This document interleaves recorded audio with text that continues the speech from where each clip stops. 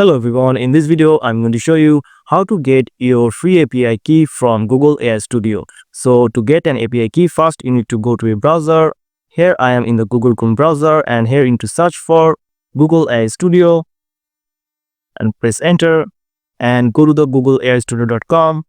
And if you have a Gmail, you need to sign in, and after that in the left corner here, as you can see, there's an option of get API key. So you just need to click here. And in the right corner, you can see there's a create API key option. Click on this.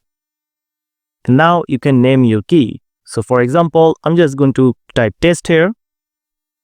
And you can see choose an imported project. So if you have a project on the cloud, you can import the project or you can create a project here.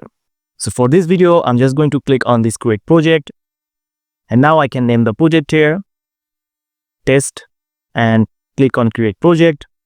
Now project has been created, and now I can create a key. So click on this create key, and as you can see, our API key has been created. So to copy the API key, if you want to import the API key or you want to copy the API key on your project, you just need to click on this key option, and here as you can see the API key, you can copy it from here, click on, and you can then copy to, and now the API key has been copied. In the right corner here, as you can see, you can delete key or rename key.